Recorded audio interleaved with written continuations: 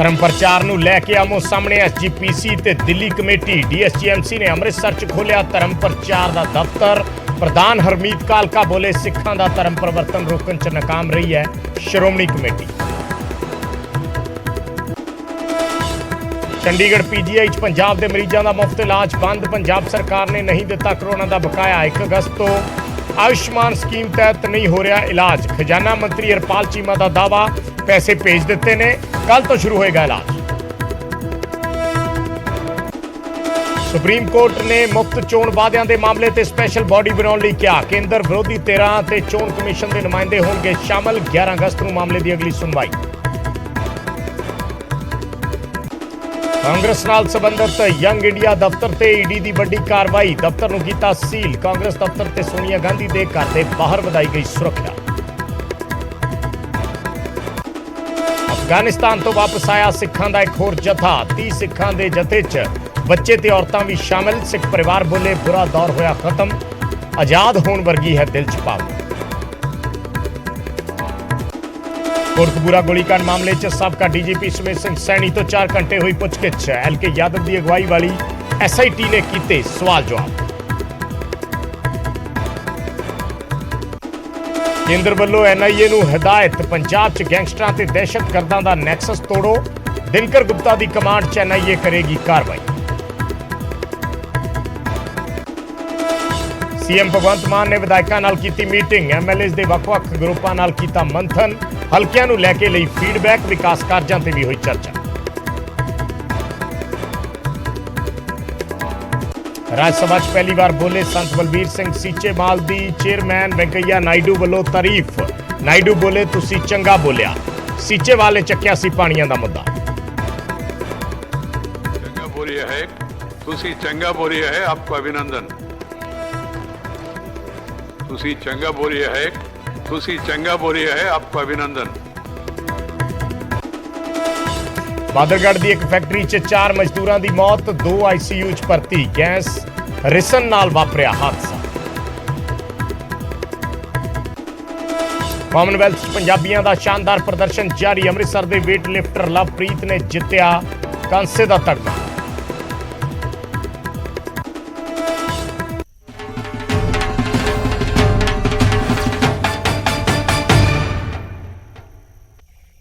ਸਤਿ ਸ਼੍ਰੀ ਅਕਾਲ। ਨਿਊਜ਼ 18 ਪੰਜਾਬ ਹਰਿਆਣਾ ਹਿਮਾਚਲ ਦੇਖ ਰਹੇ ਸਾਰੇ ਦਰਸ਼ਕਾਂ ਦਾ ਸਵਾਗਤ ਹੈ। ਮੈਂ ਹਾਂ ਵਿਜੇਪਾਲ ਸਿੰਘ ਬਰਾੜ। ਸਭ ਤੋਂ ਪਹਿਲਾਂ ਗੱਲ Delhi committee versus Shiromani committee ਦੀ। ਦਰਅਸਲ ਅੰਮ੍ਰਿਤਸਰ ਦੇ ਵਿੱਚ ਇਹ ਸਭ ਕੁਝ ਹੋ ਰਿਹਾ ਹੈ ਔਰ ਦਿੱਲੀ ਗੁਰਦੁਆਰਾ ਪ੍ਰਬੰਧਕ ਕਮੇਟੀ ਅਤੇ ਸ਼੍ਰੋਮਣੀ ਕਮੇਟੀ ਆਮੋ ਸਾਹਮਣੇ ਹੋ ਗਏ ਨੇ। ਦਿੱਲੀ ਕਮੇਟੀ ਨੇ ਅੰਮ੍ਰਿਤਸਰ ਦੇ ਵਿੱਚ ਧਰਮ ਪ੍ਰਚਾਰ ਦਾ ਦਫ਼ਤਰ ਖੋਲ੍ਹ ਲਿਆ ਅਤੇ ਚੁਣੌਤੀ ਦਿੰਦੇ ਹੋਏ ਐਸਜੀਪੀਸੀ ਦੀ ਕਾਰਗੁਜ਼ਾਰੀ ਤੇ ਸਵਾਲ ਖੜੇ ਕੀਤੇ ਨੇ। ਹਰਮੀਤ ਕਾਲਕਾ ਦਿੱਲੀ ਕਮੇਟੀ ਦੇ ਪ੍ਰਧਾਨ ਨੇ। ਉਹਨਾਂ ਨੇ ਇਸ ਲੜਾਈ ਨੂੰ ਧਰਮ ਪਰਿਵਰਤਨ ਦੇ ਖਿਲਾਫ ਦੱਸਿਆ, ਜਦਕਿ ਐਸਜੀਪੀਸੀ ਦਾ ਕਹਿਣਾ ਹੈ ਕਿ ਪੰਜਾਬ ਦਾ ਭਗਵਾਂਕਰਨ ਕਰਨ ਦੀ ਕੋਸ਼ਿਸ਼ ਹੋ ਰਹੀ ਹੈ।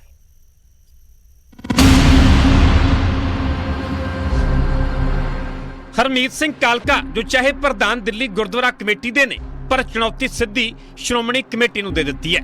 ਉਹ ਸ਼੍ਰੋਮਣੀ ਕਮੇਟੀ ਜਿਸ ਨੂੰ ਸਿੱਖਾਂ ਦੀ ਸਿਰਮੌਰ ਸੰਸਥਾ ਕਿਹਾ ਜਾਂਦਾ ਹੈ। ਅੰਮ੍ਰਿਤਸਰ ਦੇ ਵਿੱਚ ਐਸਜੀਪੀਸੀ ਦੇ ਧਰਮ ਪ੍ਰਚਾਰ ਕਮੇਟੀ ਦਾ ਮੁੱਖ ਦਫ਼ਤਰ ਹੈ ਤੇ ਗੁਰੂ ਦੀ ਨਗਰੀ ਦੇ ਵਿੱਚ ਆ ਕੇ ਦਿੱਲੀ ਕਮੇਟੀ ਨੇ ਐਸਜੀਪੀਸੀ ਨੂੰ ਸਿੱਧੀ ਚੁਣੌਤੀ ਦਿੱਤੀ ਹੈ। ਐਸਜੀਪੀਸੀ ਦੇ ਪੈਰਲਰ ਧਰਮ ਪ੍ਰਚਾਰ ਦਫ਼ਤਰ ਖੋਲ੍ਹ ਦਿੱਤਾ ਗਿਆ ਤੇ ਧਰਮ ਪ੍ਰਚਾਰ ਮੁਹਿੰਮ ਦੀ ਸ਼ੁਰੂਆਤ ਕੀਤੀ ਗਈ ਹੈ।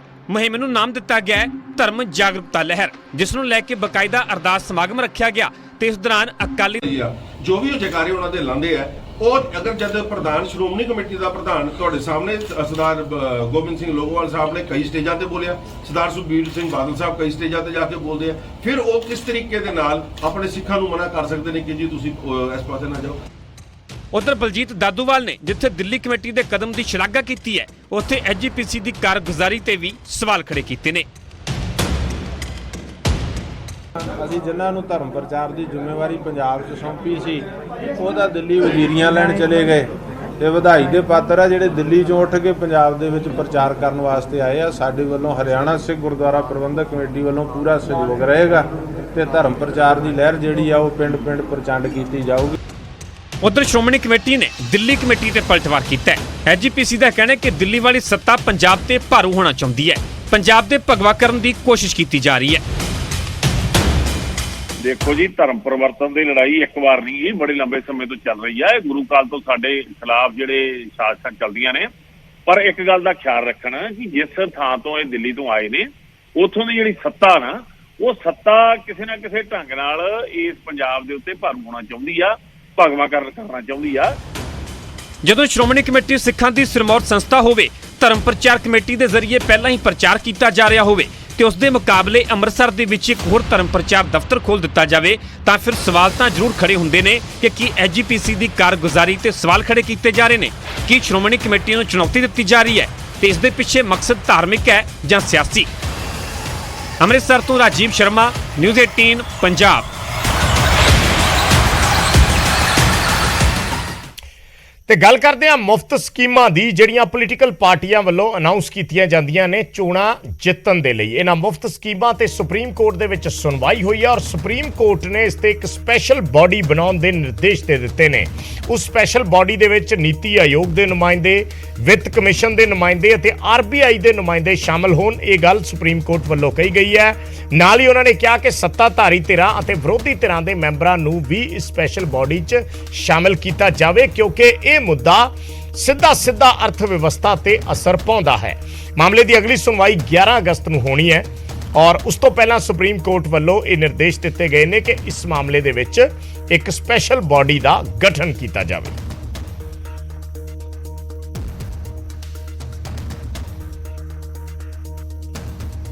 ਸੋ ਸਰਵਉੱਚ ਅਦਾਲਤ ਨੇ ਇਸ ਮਾਮਲੇ ਦੇ ਵਿੱਚ ਮੁਫਤ ਜਿਹੜੀਆਂ ਯੋਜਨਾਵਾਂ ਨੇ ਉਸ ਤੇ ਨਿਰਦੇਸ਼ ਦਿੱਤੇ ਨੇ। ਕੀ ਕੁਝ ਕਿਹਾ ਹੈ ਅਸੀਂ ਦੱਸਦੇ ਹਾਂ ਕਿ ਉਹਨਾਂ ਕਿਹਾ ਕਿ ਇੱਕ ਸਰਵਉੱਚ ਕਮੇਟੀ ਬਣਾਉਣ ਦੀ ਜ਼ਰੂਰਤ ਹੈ। ਨੀਤੀ ਆਯੋਗ, ਵਿੱਤ ਕਮਿਸ਼ਨ, ਆਰਬੀਆਈ, ਸੱਤਾਧਾਰੀ ਧਿਰਾਂ ਅਤੇ ਵਿਰੋਧੀ ਧਿਰਾਂ ਦੇ ਮੈਂਬਰ ਇਸ ਦੇ ਵਿੱਚ ਸ਼ਾਮਲ ਹੋਣ। ਕਮੇਟੀ ਮੁਫਤ ਵਾਲੇ ਵਾਅਦਿਆਂ ਦੇ ਲਾਭ ਤੇ ਹਾਨੀਆਂ ਤੇ ਵਿਚਾਰ ਕਰੇਗੀ।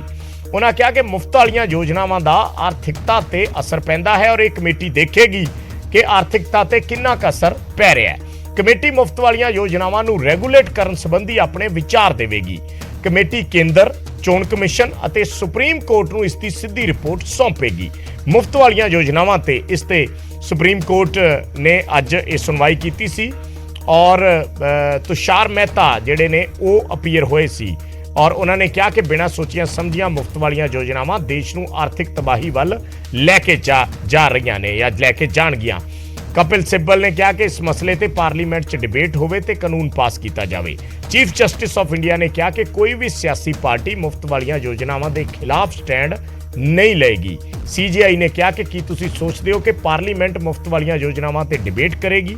ਕਿਹੜੀ ਪਾਰਟੀ ਡਿਬੇਟ ਕਰੇਗੀ? ਕੋਈ ਸਿਆਸੀ ਪਾਰਟੀ ਮੁਫਤ ਵਾਲੀਆਂ ਯੋਜਨਾਵਾਂ ਦਾ ਵਿਰੋਧ ਨਹੀਂ ਕਰੇਗੀ ਕਿਉਂਕਿ ਹਰ ਕੋਈ ਇਸ ਨੂੰ ਚਾਹੁੰਦਾ ਹੈ। ਸਾਨੂੰ ਟੈਕਸ ਦੇਣ ਵਾਲਿਆਂ ਤੇ ਦੇਸ਼ ਦੀ ਆਰਥਿਕਤਾ ਬਾਰੇ ਸੋਚਣਾ ਚਾਹੀਦਾ ਹੈ ਔਰ ਮੁਫਤ ਵਾਲੀਆਂ ਯੋਜਨਾਵਾਂ ਜਿਹੜਾ ਹੈ ਇਸ ਨੂੰ ਉਹਨਾਂ ਕਿਹਾ ਕਿ ਕਾਰਵਾਈ ਚੋਣ ਕਮਿਸ਼ਨ ਕੋਈ ਨਹੀਂ ਕਰਦਾ, ਇਸ ਕਰਕੇ ਇਹ ਹਾਲਾਤ ਬਣ ਗਏ ਨੇ। ਚੋਣ ਕਮਿਸ਼ਨ ਨੇ ਕਿਹਾ ਕਿ ਮੁਫਤ ਸਕੀਮਾਂ ਤੇ ਕੋਰਟ ਦੇ ਫੈਸਲੇ ਨੇ ਸਾਡੇ ਹੱਥ ਬੰਨੇ ਨੇ ਔਰ ਕੋਰਟ ਨੇ ਕਿਹਾ ਕਿ ਜੇ ਜ਼ਰੂਰੀ ਹੈ ਤਾਂ ਫਿਰ ਫੈਸਲੇ ਤੇ ਮੁੜ ਵਿਚਾਰ ਹੋਏਗਾ। ਅਰਵਿੰਦ ਕੇਜਰੀਵਾਲ ਵੱਲੋਂ ਇਸ ਤੋਂ ਬਾਅਦ ਇੱਕ ਟਵੀਟ ਕੀਤਾ ਗਿਆ ਔਰ ਅਰਵਿੰਦ ਕੇਜਰੀਵਾਲ ਟਵੀਟ ਦੇ ਵਿੱਚ ਲਿਖਦੇ ਨੇ ਕਿ ਜਨਤਾ ਨੂੰ ਮੁਫਤ ਸਹੂਲਤਾਂ ਦੇਣ ਨਾਲ ਆਰਥਿਕ ਸੰਕਟ ਨਹੀਂ ਆਏਗਾ। ਉਹਨਾਂ ਕਿਹਾ ਕਿ ਦੋਸਤਾਂ ਨੂੰ ਲੱਖਾਂ ਕਰੋੜਾਂ ਰੁਪਏ ਦਾ ਮੁਫਤ ਫਾਇਦਾ ਦੇਣ ਨਾਲ ਆਰਥਿਕ ਸੰਕਟ ਨਹੀਂ ਆਏਗਾ। ਉਹਨਾਂ ਕਿਹਾ ਕਿ ਚੋਣਾਂ ਤੋਂ ਪਹਿਲਾਂ ਐਲਾਨਾਂ ਤੇ ਰੋਕ, ਇਸ ਦਾ ਮਤਲਬ ਕੀ ਹੈ? ਐਲਾਨ ਨਾਲ ਆਰਥਿਕ ਸੰਕਟ ਕਿਵੇਂ ਆਏਗਾ? ਇਸ ਦਾ ਨਿਸ਼ਾਨਾ ਕਿਤੇ ਹੋਰ ਹੈ। ਐਲਾਨਾਂ ਤੇ ਰੋਕ ਨਹੀਂ ਹੋਣੀ ਚਾਹੀਦੀ। ਸਰਕਾਰੀ ਬਜਟ ਦੇ ਇੱਕ ਹਿੱਸੇ ਤੋਂ ਜ਼ਿਆਦਾ ਮੁਫਤ ਨਾ ਦੇਣ ਤੇ ਵਿਚਾਰ ਹੋ ਸਕਦਾ ਹੈ। ਕੀ ਸਾਡੇ ਬੱਚਿਆਂ ਨੂੰ ਚੰਗੀ ਸਿੱਖਿਆ ਮੁਫਤ ਮਿਲਣੀ ਚਾਹੀਦੀ ਹੈ? ਕੀ ਹਰ ਭਾਰਤੀ ਨੂੰ ਇਲਾਜ ਫ੍ਰੀ ਮਿਲਣਾ ਚਾਹੀਦਾ ਹੈ ਜਾਂ ਬੈਂਕ ਲੁੱਟਣ ਵਾਲਿਆਂ ਦੇ ਲੋਨ ਮਾਫ ਹੋਣੇ ਚਾਹੀਦੇ ਨੇ? ਦੇਸ਼ ਨੂੰ ਇਸ ਤੇ ਵਿਚਾਰ ਕਰਨਾ ਚਾਹੀਦਾ ਹੈ। ਇਹ ਟਵੀਟ ਅਰਵਿੰਦ ਕੇਜਰੀਵਾਲ ਵੱਲੋਂ ਕੀਤਾ ਗਿਆ ਹੈ।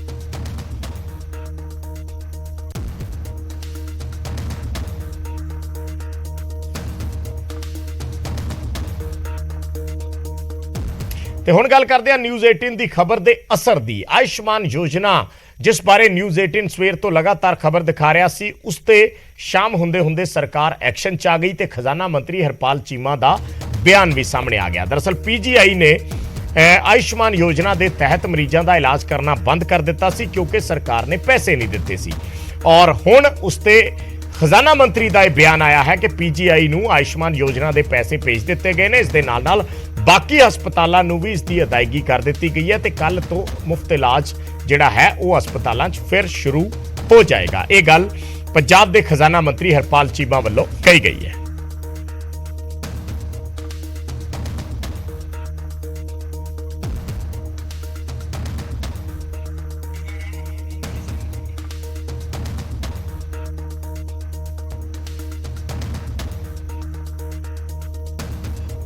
ਜਿੰਨੇ ਵੀ ਬਕਾਏ ਪੰਜਾਬ ਸਰਕਾਰ ਵੱਲ ਪੈਂਡਿੰਗ, ਚਾਹੇ ਸਰਕਾਰੀ ਹਸਪੀਟਲ ਦੇ ਸੀ ਚਾਹੇ ਸਰਕਾਰੀ ਦੇ ਸੀਗੇ, ਉਹਨਾਂ ਵਿੱਚੋਂ ਜਿਹੜੇ ਸਰਕਾਰੀ ਹਸਪੀਟਲ ਦੇ ਸੀਗੇ ਉਹ ਸਾਰੇ ਜਾਰੀ ਕਰ ਦਿੱਤੇ ਗਏ ਨੇ। ਕਿ ਜਿਹੜੇ ਪ੍ਰਾਈਵੇਟ ਦੀ ਗੱਲ ਆ ਗਈ ਉਹਨਾਂ ਵਿੱਚੋਂ ਕਈ ਜਗ੍ਹਾ ਤੇ ਜਿਹੜੀਆਂ ਥੋੜੀਆਂ ਬਹੁਤੀਆਂ ਬਹੁਤ ਸਾਰੀਆਂ ਕੰਪਲੇਂਟ ਆ ਰਹੀਆਂ ਸੀ, ਉਹਨਾਂ ਦੀ ਜਿਹੜੀ ਜਾਂਚ ਵੀ ਹੋ ਰਹੀ ਹੈ। ਔਰ ਦੂਜੇ ਪਾਸੇ ਇਹ ਸਕੀਮ ਸੀ ਜਿਹੜੀ ਇਹ ਪੁਰਾਣੀ ਸਰਕਾਰ ਕਾਂਗਰਸ ਪਾਰਟੀ ਦੀ ਸਰਕਾਰ ਨੇ 29 ਦਸੰਬਰ 2021 ਨੂੰ ਉਸ ਸਮੇਂ ਜਿਹੜਾ ਕਗਾਰ ਇੰਸ਼ੋਰੈਂਸ ਕੰਪਨੀ ਦੇ ਨਾਲ ਹੋਇਆ ਸੀ, ਜਿਹੜਾ ਸਮਝੌਤਾ ਇੰਸ਼ੋਰੈਂਸ ਕੰਪਨੀ ਦੇ ਨਾਲ ਹੋਇਆ ਸੀਗਾ, ਉਹ ਰੱਦ ਕੀਤਾ ਸੀਗਾ। ਔਰ ਉਸ ਤੋਂ ਬਾਅਦ ਟਰਸਟ ਮੋਡ ਤੇ ਚੱਲ ਰਹੀ ਆ। ਅਸੀਂ ਲਗਾਤਾਰ ਪੈਸੇ ਦੇ ਰਹੇ ਹਾਂ, ਜਿੱਥੇ ਵੀ ਕਿਤੇ ਪੈਸੇ ਰਹਿ ਗਏ ਉਹ ਜਾਰੀ ਹੋ ਰਹੇ ਨੇਗੇ।